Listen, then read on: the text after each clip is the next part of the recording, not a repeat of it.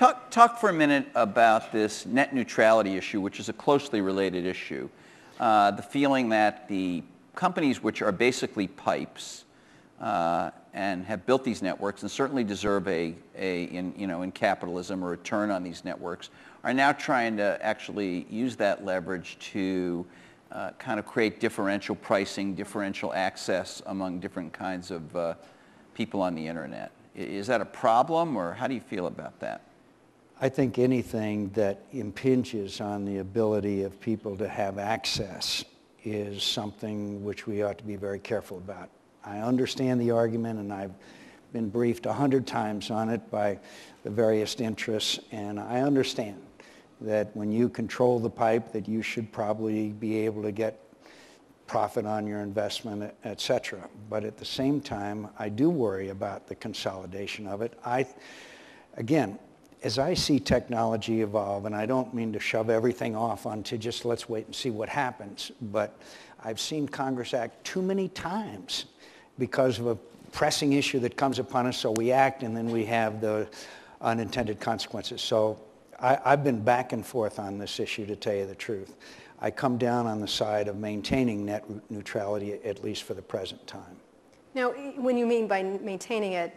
That I would let people charge for increased broadband access, increased flow of information, increased accessibility, et cetera. Right, but these are the most dynamic companies in the country right now, the ones that are growing the most, that show some of the most promise.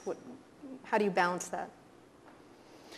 I let the market and the technology solve most of the problems that I have seen. I have yet to see a consolidation in the telecommunications arena that makes me say, hey, wait a minute, there's restraint of competition here, that the consumer is not able to, their concerns are not first. Well, look at the cell phone industry, though. I mean, our cell phone industry compared to most of the world's is the not telephone?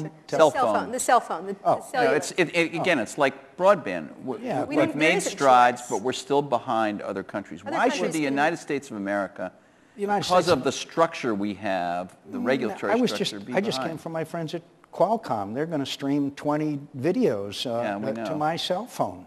5 years ago. Which ones are you picking? That's the question. Who's going to get on the videos? But that'll sort itself out too, and probably when they get 40 or 60 or 100. Senator, if you don't mind me pointing out, they've been doing that in Korea for 4 years already, and they do much more than 20 channels. And we're behind. We're always behind in everything to do with particularly digital cellular communication. I disagree.